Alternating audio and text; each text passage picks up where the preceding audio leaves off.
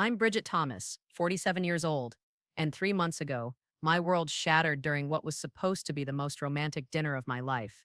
My husband brought his girlfriend to our 23rd wedding anniversary celebration, introduced her as his business partner, and expected me to just smile and play along. But what my own sister did when I called her afterward, sobbing in my car outside that restaurant, was even worse. If you've ever felt completely alone while surrounded by people who claim to love you, please let me know where you're watching from and subscribe to join others who understand this particular kind of betrayal. Let me take you back to the beginning, because this story starts with hope. I met David at a coffee shop in downtown Portland 25 years ago. I was 22, fresh out of college with my business degree, working as a junior accountant at a small firm. He was 26, a marketing coordinator at a tech startup, with these incredible green eyes and a laugh that made me forget whatever I was reading. I'd ordered my usual vanilla latte and was buried in a romance novel when he approached my table near the window. "Excuse me," he said, "but I couldn't help noticing you've been on the same page for 10 minutes. Either that book is really profound, or you're as distracted as I am." The autumn rain was pattering against the glass behind me, creating this perfect soundtrack to what felt like a movie scene. He smelled like cedar and coffee, wore a navy wool sweater that brought out his eyes. When he smiled, I noticed a small scar above his left eyebrow that somehow made him even more attractive. We talked for 3 hours that day. He told me about his dream to start his own marketing agency, how he'd grown up in a small town in Oregon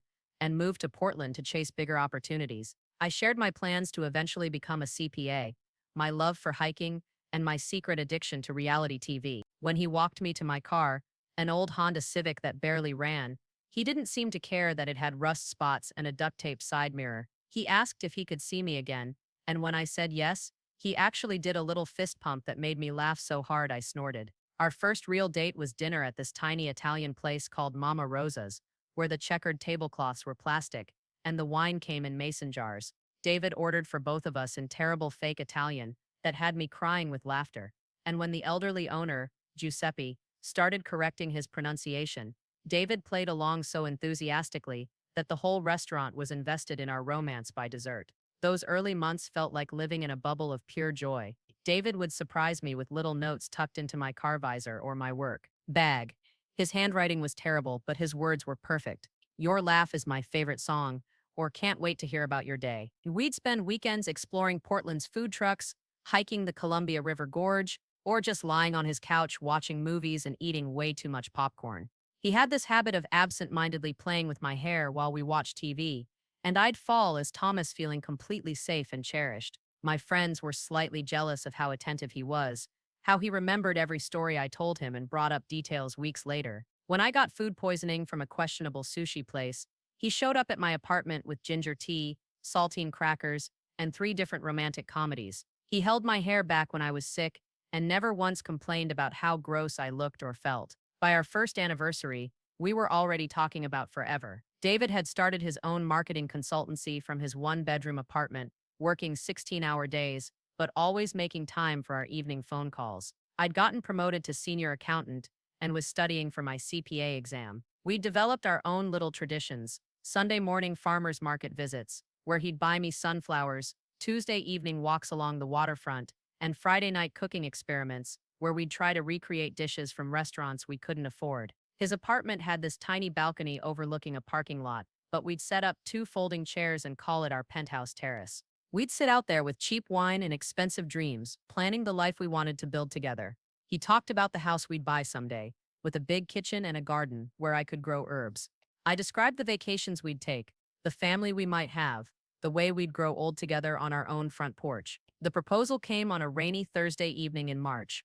Nothing like the elaborate productions you see in movies. We were at Mama Rosa's for what had become our monthly tradition, sitting at the same corner table where we'd had our first date. Giuseppe had saved it for us, even putting up a little "reserved for a more" sign that made David blush every time. I was telling David about my coworker's terrible blind date when he suddenly got quiet, fumbling with something in his jacket pocket. His hands were shaking when he pulled out a small black box, and his voice cracked when he said, "Bridget, I know this isn't fancy, and I know we're still figuring out our careers, but I can't imagine my life without you. Will you marry me?" The ring was a simple solitaire, nothing flashy, but it caught the candlelight perfectly. What made me cry wasn't the diamond. It was seeing Giuseppe in the background, wiping his eyes with his apron and giving David a thumbs up. The entire restaurant erupted in applause when I said yes, and Giuseppe brought out a bottle of champagne on the house for young love. Our wedding 2 years later was small but perfect. David's parents flew in from their ranch in eastern Oregon, salt of the earth people, who welcomed me with bone crushing hugs and insisted I call them mom and dad immediately. My family was more complicated. My parents had divorced when I was 15, and my sister Sarah had always been jealous of any attention I received. But even Sarah seemed genuinely happy for me that day, serving as my maid of honor in a dusty rose dress that complemented her auburn hair beautifully. We held the ceremony in a small church garden with white roses and baby's breath everywhere. David cried when he saw me in my grandmother's vintage lace dress, altered to fit but carrying the weight of 3 generations of love stories. During our vows, he promised to be my adventure buddy, my safe harbor, and my best friend. I promised to support his dreams, share his burdens, and love him through whatever came our way. The first 5 years of marriage were everything I dreamed of and more. David's business grew steadily, and he hired his first employee, a bright young woman named Jennifer, who handled social media and client relations. I passed my CPA exam and joined a prestigious firm downtown, finally earning enough that we could buy our first house, a charming 1920s bungalow in southeast Portland with the big kitchen and herb garden David had promised. We painted every room together, arguing good-naturedly about color choices and taking breaks to dance to music from my old stereo. David insisted on hanging a disco ball in our bedroom, claiming it was romantic lighting, and somehow he was right. We hosted dinner parties for our friends, David's famous barbecue ribs and my grandmother's apple pie becoming legendary among our social circle. We took that European trip we'd dreamed about for our 5th anniversary, spending 2 weeks wandering through Paris, Rome, and Barcelona. David had learned enough Spanish to order meals and ask for directions, and watching him enthusiastically butcher the pronunciation, while charming shopkeepers made me fall in love with him all over again. In Paris, we ate croissants for breakfast every day and took evening walks along the Seine. In Rome, we threw coins in the Trevi fountain, and David whispered that he'd wished for 50 more years together. In Barcelona, we danced badly to street musicians and ate tapas until we could barely walk. Every morning, I'd wake up to find David already awake, just watching me stomach with this soft smile on his face. "Good morning, beautiful," he'd say, and mean it every single time. Those were the golden years, when everything felt possible and love felt effortless. David's business was thriving, my career was advancing, and we'd found our rhythm as partners in every sense of the word. We had our first serious conversations about starting a family, looking at baby furniture in stores, and debating names over dinner. David wanted to name a daughter after his grandmother Rose, and I lobbied for a son named James after my late grandfather. We weren't in any rush, content to travel and establish ourselves financially first, but the future felt bright and certain. Looking back now, I can see the small cracks that started forming around year 6, though I didn't recognize them as warning signs at the time. David began working longer hours, often staying at the office until well past 9 p.m. When I'd ask about his day, his answers became shorter, more generic. Just the usual client stuff, or you know how it is. He'd started going to more networking events, always with Jennifer since she handled his calendar and client relations. I didn't think anything of it. David had always been ambitious, and his business was at a crucial growth stage. If anything, I was proud of how hard he was working to build something lasting for our future. But there were moments, tiny fractures in our normal routine, that should have made me pay closer attention. The way he'd smile at his phone while texting, then quickly put it away when I entered the room. How he'd started buying new clothes without mentioning it, sharper shirts, a different cologne that smelled expensive and unfamiliar. The fact that he'd password protected his laptop, claiming it was for client confidentiality. Most telling of all, our Sunday morning farmers market tradition gradually faded away. First, he had to work a few Sundays, and he was too tired. And then he stopped suggesting it altogether, and somehow I ended up going alone, buying sunflowers for myself, and wondering when our easy intimacy had become so formal. The morning of our 23rd anniversary started like any other Tuesday. David was up before dawn, showering and dressing in his navy suit while I lay in bed watching the early light filter through our bedroom curtains. "Big day today," he said, nodding his tie in the mirror. "I've got that presentation for the Morrison account." And then I made us a reservation at Chez Laurent for 8 o'clock. Chez Laurent was the fanciest restaurant in Portland, the kind of place where appetizers cost more than our first anniversary dinner at Mama Rosa's. "Wow," I said, sitting up in bed. What's the occasion? He laughed, walking over to kiss my forehead. 23 years of putting up with me deserves somewhere special. Wear that black dress I love, the one with the silver threads. It was a beautiful gesture, exactly the kind of romantic surprise that had made me fall in love with him in the first place. I spent the day distracted at work, excitement building as I thought about our evening ahead. My assistant, Marcus, had decorated my office with anniversary balloons and insisted on seeing photos from our wedding. 23 years, he marveled. You two are like unicorns in this day and age. I pulled up pictures on my phone. David and me cutting our simple white cake, dancing our first dance to At Last by Etta James, laughing as Giuseppe photobombed our formal portraits. The secret, I told Marcus, is marrying your best friend. The words felt true as I said them, backed by decades of shared history and inside jokes. I left work early to get my hair done at my usual salon, where Rosa had been styling my hair for 15 years. Anniversary dinner, I explained as she worked her magic with hot rollers and hairspray. David's taking me somewhere fancy. Rosa, a romantic at heart who knew our entire love story, insisted on doing something special, a classic updo with loose tendrils framing my face, elegant enough for fine dining but soft enough to feel like myself. I went home to find David already gone, a note on the kitchen counter saying he had to finish up a few things at the office, but would meet me at the restaurant. The black dress still fit perfectly, the silver threads catching the light as I moved. I added my grandmother's pearl earrings and the diamond necklace David had given me for our 20th anniversary. The Uber ride to Chez Laurent took 20 minutes through downtown Portland traffic, and I spent the time watching the city lights blur past the window. I was thinking about our future, the next chapter of our story. David had been hinting about taking a big trip for our 25th anniversary, maybe returning to Europe or finally taking that African safari we'd discussed.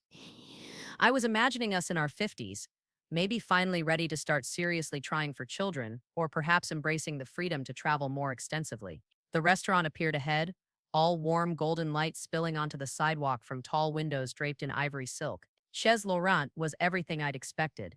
Dim lighting from crystal chandeliers, white tablecloths that probably cost more than my monthly car payment, and servers who moved like ballet dancers between tables of well-dressed patrons. I gave David's name to the hostess, a stunning woman in her 20s with perfect posture and a French accent that might have been real. "Ah, yes, Mr. Thomas," she said, consulting her leather-bound book. "Your table is ready. Right this way, please." She led me through the main dining room, past couples leaning intimately over flickering candles and business dinners conducted in hushed, important tones. Our table was in a semi-private alcove near the back, exactly the kind of romantic setting David would choose for a special occasion. But as we approached, I could see that David wasn't alone. A woman sat across from him, her back to me, honey blonde hair styled in an elegant chignon. She wore a burgundy silk blouse that probably cost more than my entire outfit, and she was laughing at something David had just said. For a moment, I thought there must be some mistake. Perhaps the hostess had seated us at the wrong table. But then David looked up and saw me approaching, and his expression wasn't surprise or confusion. It was guilt, quickly masked by an overly bright smile. "Bridget," he said, standing up with the kind of enthusiasm that felt forced. Perfect timing. "I'd like you to meet Jennifer Morrison, my business partner. Jennifer, this is my wife, Bridget." Jennifer turned around, and I found myself looking into the face of a woman who couldn't have been older than 35. She was beautiful in that polished, professional way that came from expensive skincare and regular gym memberships. Her smile was warm and genuine as she extended her hand. "Bridget, it's so wonderful to finally meet you properly. David talks about you constantly." Her handshake was firm, confident, and she maintained eye contact in a way that suggested either complete innocence or masterful acting. I stood there for what felt like an eternity but was probably only seconds, trying to process what was happening. This was our anniversary dinner, our sacred tradition, the most important romantic evening of our year. And David had invited his business partner, his beautiful young female business partner, to join us. "I hope you don't mind," David continued, pulling out my chair with the kind of chivalrous gesture that had charmed me for over 2 decades. "Jennifer just closed the Morrison account I've been working on for months, and when I mentioned we were celebrating tonight, she insisted on buying us a bottle of champagne to toast the deal." Jennifer laughed, a sound like silver bells that made me acutely aware of how my own laugh had grown deeper and raspier with age and too many cigarettes in college. "I certainly did not insist," she protested playfully. "David invited me to join you two lovebirds for just one drink. I hope that's all right, Bridget. I promise I won't stay long. I know how important tonight is for you both." She said it with such apparent sincerity that I found myself nodding and smiling, playing the role of the gracious wife even as alarm bells rang in my head. The next hour passed in a blur of forced conversation and expensive wine. Jennifer was charming, intelligent, and completely appropriate in every way. She asked about my work, complimented my dress, and shared amusing stories about David's client presentations that made him blush with pride. She ordered the least expensive appetizer and insisted that her one glass of champagne was her limit since she had to drive home. Every few minutes, she'd mention how grateful she was for the opportunity to work with such a talented, dedicated man, and how much she respected our marriage and the stability it provided David. But underneath her perfect manners and professional demeanor, I began to notice things. The way she said David's name, with just a hint of intimacy that went beyond normal business relationships. How she knew his coffee order, his favorite lunch spot, even the fact that he'd been taking guitar lessons in his spare time, something he'd apparently neglected to mention to me. When she laughed at his jokes, she leaned slightly forward, her eyes never leaving his face. And David, my David, who had been distant and distracted for months, was animated in a way I hadn't seen in years. His eyes sparkled when he talked to her, his gestures were more expressive, and he seemed to hang on every word she said. Most damning of all was the easy familiarity between them, the kind of shorthand communication that develops between people who spend extensive time together. When Jennifer mentioned feeling cold, David immediately signaled the server to adjust the air conditioning without her having to ask. When she reached for her water glass, he automatically moved the bread basket out of her way. These weren't the calculated moves of a man trying to impress a client. They were the unconscious gestures of someone who had been paying very close attention to another person's comfort and preferences. An hour into dinner, Jennifer finally announced she should let us enjoy our anniversary celebration alone. She stood gracefully, kissed David's cheek goodbye, a gesture that lingered just a moment too long, and shook my hand again with that same warm, genuine smile. "Thank you so much for sharing your special evening with me," she said. "David is lucky to have such an understanding wife." After she left, David seemed deflated, like a balloon slowly losing air. Our conversation, which had flowed so easily with Jennifer present, became stilted and awkward. We ordered our entrees in near silence, and I found myself studying my husband's face, searching for signs of the man I'd married. The drive home was the longest 20 minutes of my marriage. David chattered nervously about the Morrison account, about Jennifer's presentation skills, about how much the new client would mean for the business.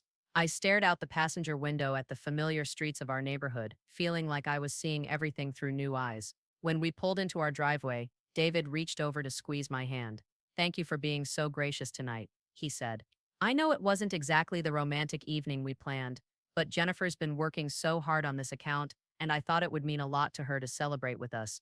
I looked at him then, really looked at him, and saw a stranger. This man who had shared my bed for 23 years, who knew my middle name and my favorite pizza toppings, and the exact way I liked my coffee, had just spent our anniversary dinner gazing adoringly at another woman, and he was asking me to be grateful for the privilege of witnessing it. Of course, I heard myself say, it was lovely to finally meet her. We went inside, went through our usual bedtime routine, and lay down next to each other, like we had thousands of times before. But something fundamental had shifted, and I knew with cold certainty that nothing would ever be the same. I stared at the ceiling until dawn, listening to David's steady breathing beside me, trying to reconcile the man I'd married with the stranger who had brought his girlfriend to our anniversary dinner and expected me to thank him for it. When morning came, I knew I needed to call someone, needed to talk to someone who would help me make sense of what had happened. So I called the person I'd always turned to in crisis, my sister Sarah. It was the second biggest mistake of my life.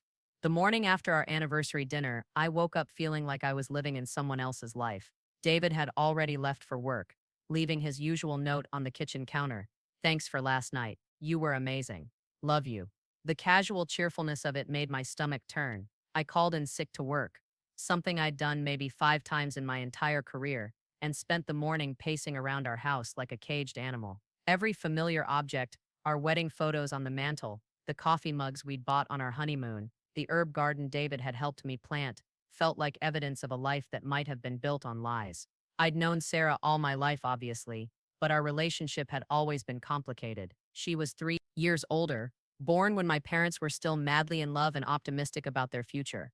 By the time I arrived, their marriage was already showing cracks, and Sarah never let me forget that I was the accident who made everything harder. Where I was studious and rule-following, Sarah was rebellious and dramatic. Where I sought approval and harmony, she thrived on conflict and attention. But she was still my sister, the only person who shared my childhood memories and understood the peculiar dysfunction of our family. Sarah had been married twice, divorced twice, and was currently living with boyfriend number 6 in a downtown loft that she couldn't really afford. Her romantic history was a series of intense relationships that burned bright and crashed hard, usually because she'd chosen men who were emotionally unavailable or outright destructive. Despite this, or maybe because of it, she considered herself an expert on relationships and was always ready with advice about my boring marriage to David. "You two are too comfortable," she'd say whenever we visited.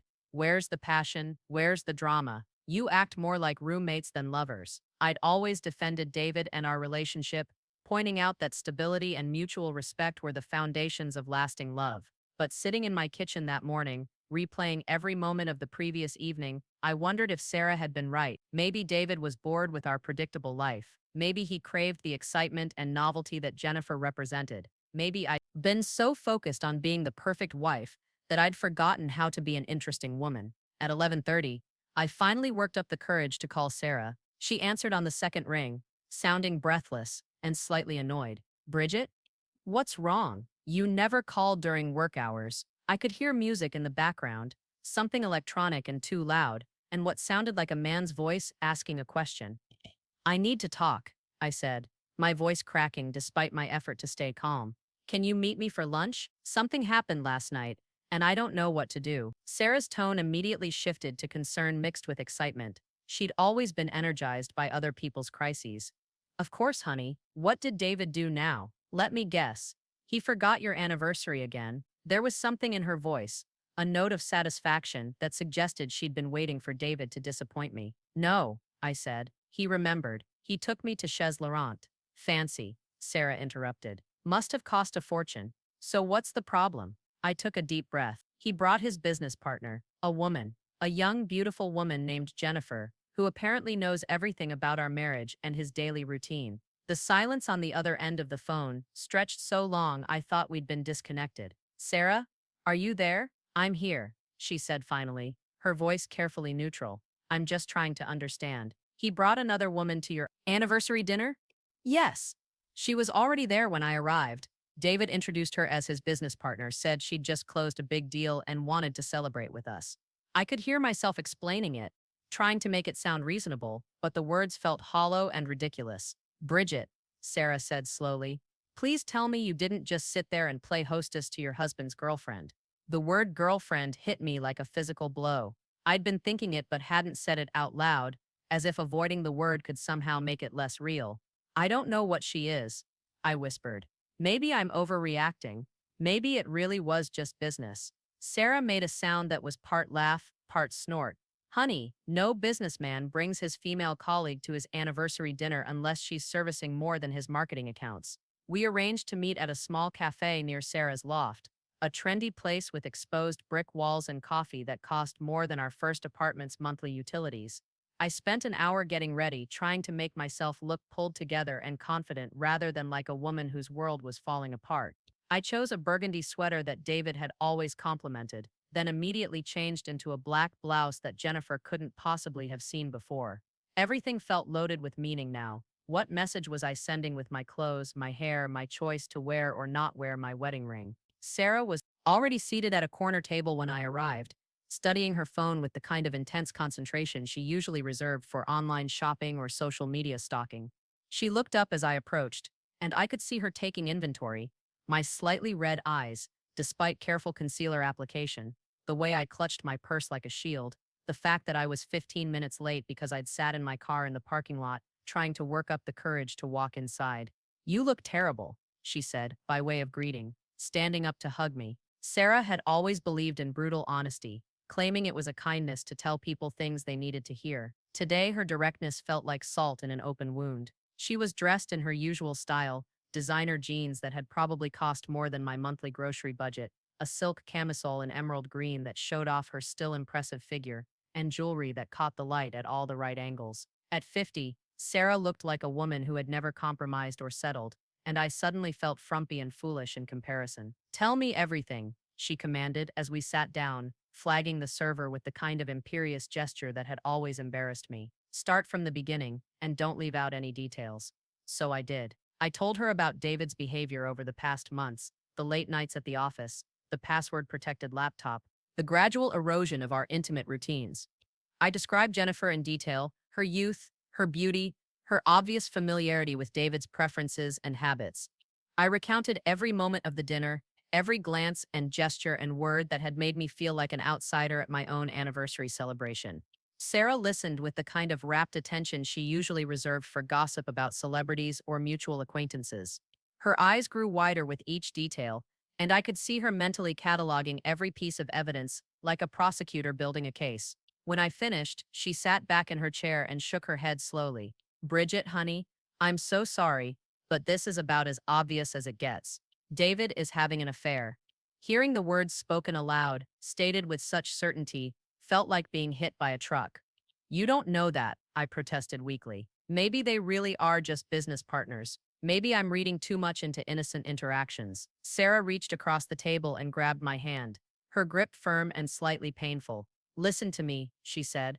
I've been through this before, remember? With both my ex-husbands. I know what it looks like when a man is getting his needs met somewhere else. She launched into a detailed comparison between my situation and her own failed marriages, pointing out parallels I hadn't considered. Mark, her first husband, had started working late and being secretive about his phone calls 3 months before she discovered his affair with a coworker.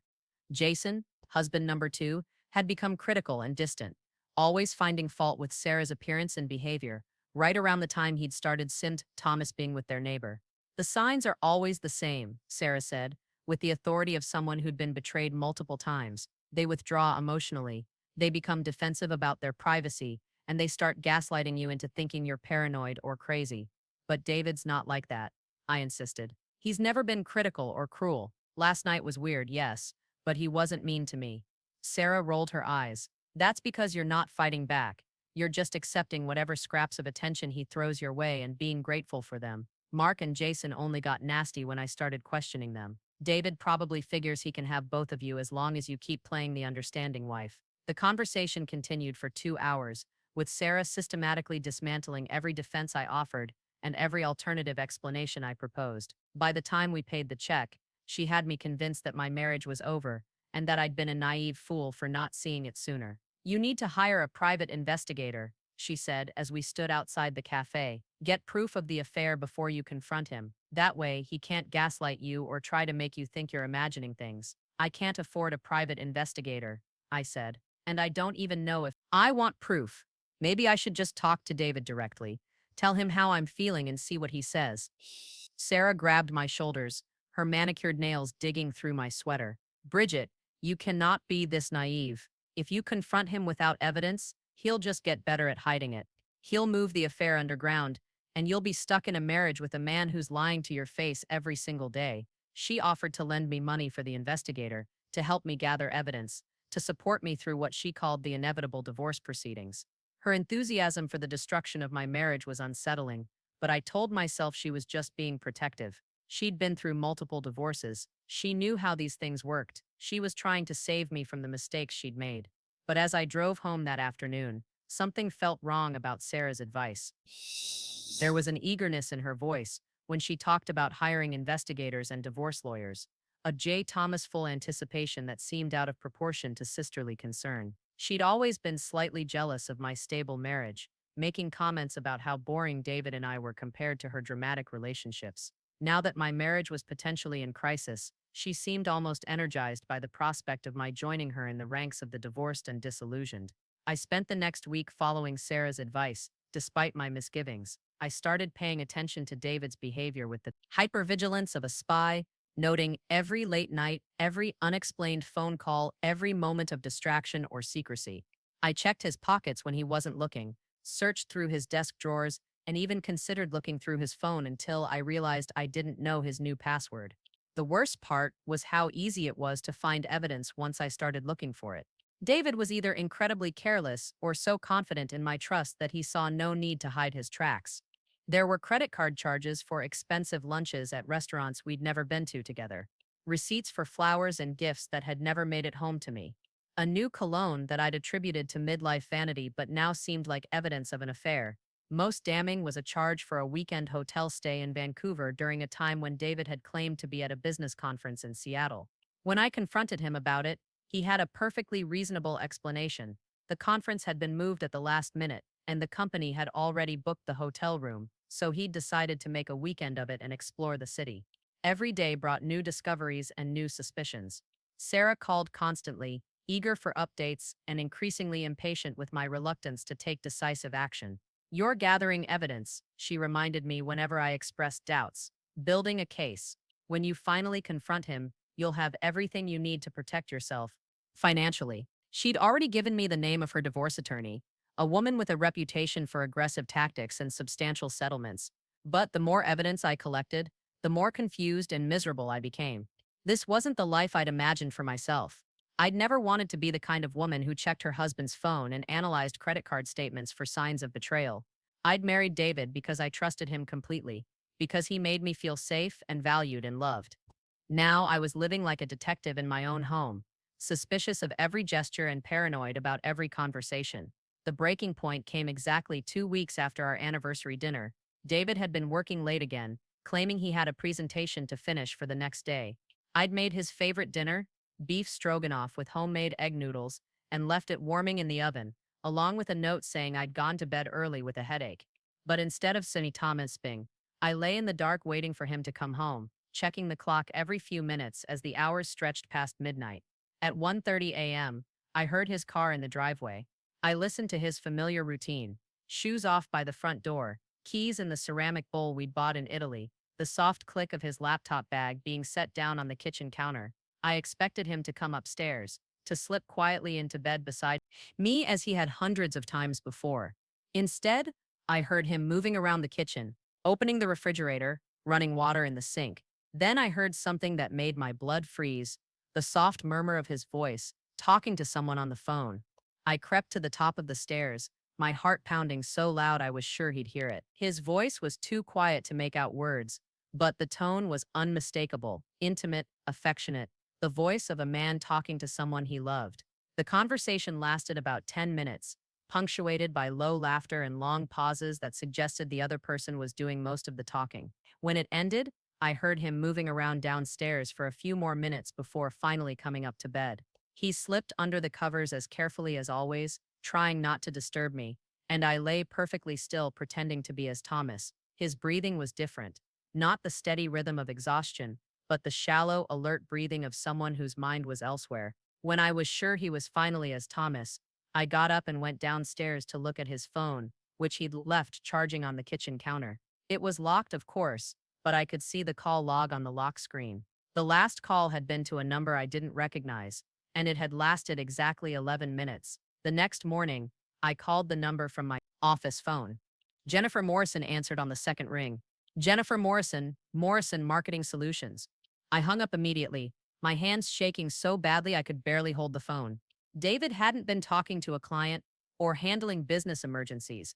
He'd been having a late-night intimate conversation with Jennifer, probably telling her about his day, sharing thoughts and feelings that should have been mine to hear. That afternoon, I called Sarah and told her about the phone call. Her response was immediate and decisive.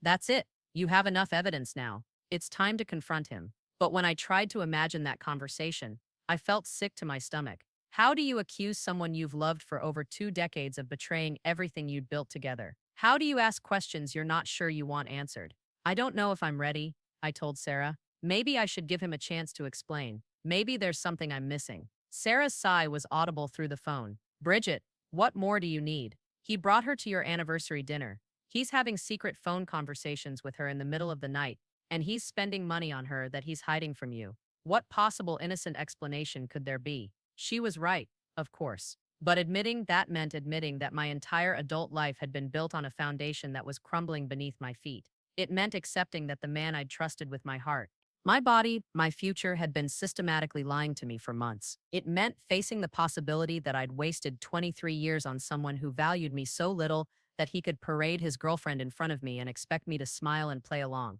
3 days later, David announced that he needed to go to Los Angeles for a client meeting. He'd be gone for the weekend, flying out Friday evening and returning Sunday night. Something about the way he said it, the careful casualness of his tone, made me suspicious. I waited until he left for work, then called his office and asked to speak with Jennifer. "I'm sorry," the receptionist said, "but Jennifer won't be in today. She's taken a long weekend for personal business." That's when I knew with absolute certainty that Sarah was right. David and Jennifer were going away together, probably to some romantic hotel where they could play house without worrying about being discovered. The betrayal felt complete then, not just physical but emotional. He wasn't just having sex with another woman. He was sharing experiences with her that should have been ours. Weekend getaways, intimate dinners, the kind of romantic gestures that had once made me feel special and chosen. I spent that weekend in a haze of grief and rage, cycling between disbelief and acceptance, between wanting to pack his bags and wanting to pretend none of it was happening. Sarah called multiple times, offering to come over and keep me company, but I needed to be alone to process what my life was about to become. On Sunday evening, I sat in our living room, surrounded by photos of our life together, trying to pinpoint the exact moment when David had stopped loving me enough to stay faithful. When David came home Sunday night, tanned and relaxed and full of stories about his successful client meetings, I realized that I couldn't continue living this lie. Sarah was right. I needed to confront him, to demand the truth, to reclaim some dignity in a situation that had made me feel powerless and foolish.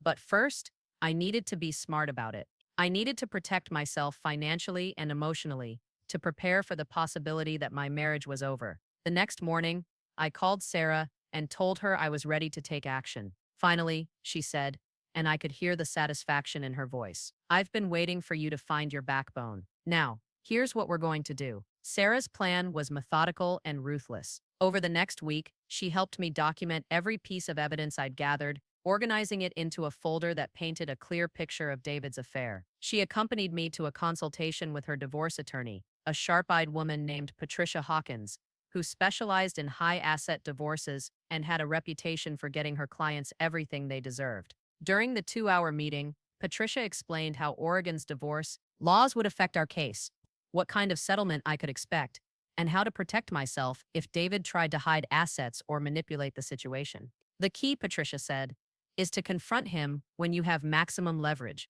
Don't give him time to move money around or prepare his own legal strategy. Present him with the evidence, make your demands clear, and be prepared to file papers immediately if he doesn't cooperate." She recommended serving him with divorce papers at his office, in front of his colleagues, to maximize the psychological impact and prevent him from controlling the narrative. Sarah was energized by this advice, talking excitedly about strategy and tactics, as if we were planning a military campaign rather than ending my marriage. She helped me open a separate bank account and transfer half of our savings into it, claiming it was just a precautionary measure to protect my financial interests. She encouraged me to take photographs of our valuable possessions and to make copies of important documents, while David was at work. "You can't be too careful," she kept saying. "Men like David think they can have everything. The faithful wife at home and the exciting girlfriend on the side. It's time to show him there are consequences for that kind of behavior." But as the week progressed and our confrontation plan became more concrete, I found myself having second thoughts. The David I was preparing to ambush and humiliate bore no resemblance to the man who had held my hair back when I was sick, who had danced with me in our empty house while we painted the walls, who had cried when I'd walked down the aisle in my grandmother's dress. Sarah kept talking about him like he was a calculating predator who had deliberately set out to deceive and hurt me, but that didn't match my experience of 23 years of marriage. Yes, David had made terrible choices. Yes, he had betrayed our vows and violated my trust in the most fundamental way possible. But he had also been my partner, my best friend, my safe harbor through every storm life had thrown at us. The man who brought Jennifer to our anniversary dinner was the same man who had surprised me with sunflowers every Sunday for the first 5 years of our marriage. The husband who was sneaking around with his business partner was the same person who had sat by my hospital bed when I'd had my appendix out, reading to me until his voice was hoarse. Maybe I should just talk to him, I suggested to Sarah during one of our planning sessions. Tell him what I know and see what he says. Give him a chance to explain or apologize or figure out how to fix this. Sarah looked at me like I'd suggested setting myself on fire. "Bridget, you cannot be serious. After everything he's done, you want to give him another chance to lie to your face?" "I want to give him a chance to tell the truth," I said. "Maybe he's been trying to figure out how to end it. Maybe he's confused and scared and doesn't know how to get out of a situation that got out of control." Sarah shook her head emphatically. Men like David don't end affairs, Bridget. They just get better at hiding them. If you confront him without forcing his hand, he'll feed you some sob story about how sorry he is and how it will never happen again, and then he'll take it underground. You'll spend the rest of your marriage wondering if every business trip and late night at the office is really what he says it is. Intellectually, I knew Sarah was probably right. Her experience with two cheating husbands gave her insights I didn't have. But emotionally, I couldn't reconcile the nuclear option she was proposing with the life David and I had built together. We owned a house, had shared friends, had built a business together in many ways since my accounting skills had helped him navigate the financial side of his agency. Destroying all of that in a single dramatic confrontation felt like using a sledgehammer to kill a spider. The night before our planned confrontation, I lay in bed next to David listening to him spin, trying to imagine my life without him. No more Sunday morning coffee in bed, reading the newspaper together and commenting on the week's events. More inside jokes and shared memories of nearly a quarter century together. No more David fixing things around the house while I cooked dinner, the comfortable domestic rhythm we'd perfected over the years. Even if he had been unfaithful, even if our marriage couldn't survive this betrayal, surely it deserved a more dignified ending than the public humiliation Sarah was orchestrating. At 3 in the morning, I made a decision that would change everything. Instead of following Sarah's plan to ambush David at his office with divorce papers and accusations, I was going to talk to him privately at home. I was going to tell him what I knew, listen to what he had to say, and try to understand how we'd gotten to this point. Maybe our marriage was over, but it deserved an honest conversation before lawyers and public scenes got involved. When I called Sarah the next morning to tell her about my change of heart, her reaction was swift and vicious. "You are making the biggest mistake of your life," she said, her voice cold with anger. "You're about to let a cheating bastard manipulate you into forgiveness, and when he does it again, and he will do it again, don't come crying to me." "Sarah, please try to understand," I pleaded. "This is my marriage, my life. I need to handle it my way, not yours." There was a long pause before she spoke again, and when she did, her words cut deeper than any of David's betrayals. "Fine, Bridget, be a doormat. But don't expect me to pick up the pieces when your pathetic attempts at dignity blow up in your face. Some of us have learned that men are selfish bastards who will take whatever they can get away with. But go ahead and learn it the hard way." She hung up on me, and I sat in my kitchen staring at the phone, feeling more alone than I had since this nightmare began. The person I'd turned to for support, the sister who was supposed to understand me better than anyone else in the world, had just abandoned me because I wouldn't follow her script for revenge. In that moment, I realized that Sarah hadn't been trying to help me save my marriage or even end it with dignity. She'd been trying to orchestrate its destruction in the most dramatic way possible, probably because she couldn't bear to see me handle crisis better than she'd handled her own. That evening, I made David's favorite dinner and opened a bottle of wine. When he came home, I asked him to sit down because we needed to talk. I told him everything I knew about the anniversary dinner, about the phone calls, about the weekend in Los Angeles. I watched his face go through a series of emotions: surprise, guilt, fear, and finally something that looked like relief. "How long have you known?" was the first thing he said. And in those 5 words, I heard the confession I'd been dreading. He didn't deny it or try to explain it away. He didn't gaslight me or make me feel crazy for noticing what had been right in front of me. He just asked how long I'd known, and in doing so, acknowledged that my worst fears were true. What happened next was the most honest conversation we'd had in years. David told me about his affair with Jennifer, how it had started innocently with working late and had gradually become something more. He talked about feeling old and irrelevant, about being flattered by the attention of a younger woman who saw him as successful and attractive. He admitted that bringing Jennifer to our anniversary dinner had been a test, part of him wanting to get caught, to force a crisis that would resolve the impossible situation he'd created. "I love you, Bridget," he said, tears streaming down his face. "I have always loved you, but somewhere along the way, I started feeling like we were just going through the motions, like we were roommates more than lovers. Jennifer made me feel alive again, made me remember what it was like to be desired rather than just needed." I listened to his explanation with a strange sense of calm. This was the conversation I'd been dreading, but it was also a relief to finally hear the truth spoken aloud. When he finished talking, I asked him what he wanted to do. "He want to try to save our marriage, or did he want to be with Jennifer?" "I want both," he said honestly. "I want the stability and history we have together, but I also want the excitement and passion I feel with her. I know that's selfish and impossible, but it's the truth." At least he was being honest, which was more than I'd gotten from him in months. Over the next 2 hours, we talked about everything: our marriage, our mistakes, our different needs and expectations. It wasn't an easy conversation, but it was real in a way that our interactions hadn't been for a long time. By the end of it, we'd reached an agreement. David would end his affair with Jennifer immediately and recommit to our marriage, and I would go to counseling with him to work on the underlying issues that had led to this crisis. It wasn't the dramatic confrontation Sarah had planned, and it wasn't the clear-cut resolution that would make a satisfying story, but it was honest, and it gave us a chance to rebuild something stronger than what we'd had before. The next morning, I called Sarah to tell her about our conversation and our decision to work on our marriage. Her response was even worse than I'd expected. "You stupid, pathetic woman," she said, her voice dripping with contempt. "You're going to stay with a man who humiliated you in public and lied to your face for months. You deserve everything you get." When I tried to explain that David had been honest about the affair and seemed genuinely committed to ending it, she laughed bitterly. "He's playing you, Bridget. He's buying time to figure out how to have both of you without getting caught again." But the worst part of Sarah's reaction wasn't her anger or her contempt. It was what she said next.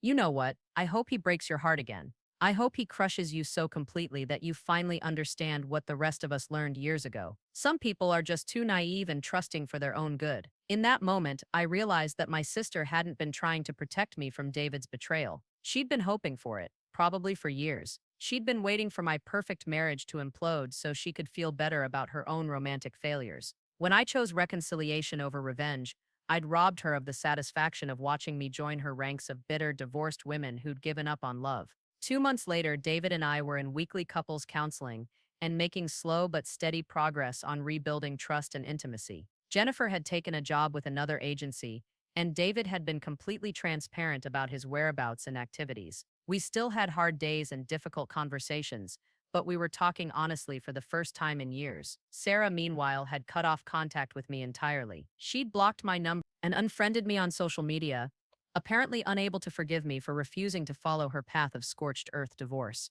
I missed her sometimes. I missed the sister who had taught me to ride a bike and helped me through my first heartbreak.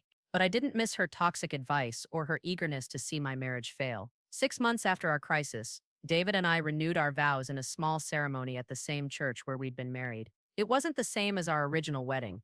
Too much had happened for us to pretend otherwise. But it was a new beginning, built on a foundation of hard-won honesty rather than naive trust. We'd learned that marriage wasn't just about love and good intentions. It required constant work, honest communication, and the willingness to fight for each other even when it would be easier to walk away. As for Sarah, I eventually learned through mutual friends that she'd broken up with boyfriend number 6 and was dating someone new, another emotionally unavailable man who would probably break her heart just like all the others. Some people learn from their mistakes and grow stronger. Others just keep repeating the same patterns while expecting different results. I'd made my choice to fight for my marriage rather than abandon it at the first sign of trouble. It wasn't the easy choice or the popular choice. And it certainly wasn't the choice Sarah wanted me to make. But it was the right choice for David and me, and in the end, that was all that mattered. Looking back now, I can see that both David and Sarah had betrayed me in different ways. David had violated our marriage vows and shattered my trust in him. But Sarah had violated something even more fundamental. She'd used my crisis as an opportunity to validate her own choices and had tried to manipulate me into destroying my marriage for her emotional satisfaction. The difference was that David felt genuine remorse for what he'd done and was willing to do the hard work necessary to earn back my trust. Sarah, on the other hand, seemed to feel entitled to control my response to my husband's affair and punished me when I refused to follow her script. In the end, learning to recognize the difference between people who want to help you heal and people who want to use your pain for their own purposes was one of the most valuable lessons to come out of that terrible time. If you're going through something similar, please remember that your crisis belongs to you. Well-meaning friends and family members will have opinions about what you should do, but only you can decide what's right for your situation. Don't let anyone pressure you into making decisions based on their experiences rather than your own needs and values. Some marriages can survive infidelity and come out stronger. Others can't, and that's okay too. The key is making sure your decision is based on honest communication with your partner rather than outside pressure from people who may have their own agendas. Trust your instincts, protect your emotional well-being, and remember that you deserve people in your life who want what's best for you, not what makes them feel better about their own choices. Sarah never did apologize for her behavior during that crisis, and we never reconciled. Sometimes I wonder if she ever realized that her eagerness to see my marriage fail said more about her than it did about David or me. But I've made peace with losing that relationship because keeping it would have meant accepting that my pain was entertainment for someone who claimed to love me. David and I celebrated our 25th anniversary last month, quietly and privately, at the same restaurant where we had our first date. Giuseppe remembered us, despite being in his 80s now, and insisted on bringing us that same bottle of champagne he'd shared the night David proposed. We've both changed since then. Older, wiser, more careful with each other's hearts. Our marriage isn't the innocent fairy tale it once was, but it's stronger and more real than it ever was before. And sometimes, when I look across the table at my husband of 25 years, I'm grateful for the crisis that almost destroyed us. Not because I enjoyed the pain or the uncertainty, but because it forced us to be honest about who we really were. What we really wanted. We could have stayed married for decades more, some spawking through a relationship that looked good from the outside but had grown hollow at its core. Instead, we chose to fight for something better. We chose to do the hard work of rebuilding trust and rediscovering intimacy. We chose each other, not because it was easy or expected, but because we genuinely wanted to spend our lives together. And that choice, made with full knowledge of each other's flaws and capacity for both love and betrayal, feels more valuable than all the naive trust we started with. So thank you for watching my story, and please know that whatever crisis you're facing in your own relationships, you have the strength to get through it. Whether that means fighting to save what you have, or finding the courage to start over, the power to choose your own path belongs to you alone. Don't let anyone else's expectations or agendas determine your future. Trust yourself, seek support from people who truly want what's best for you, and remember that sometimes the most difficult conversations lead to the most meaningful breakthroughs.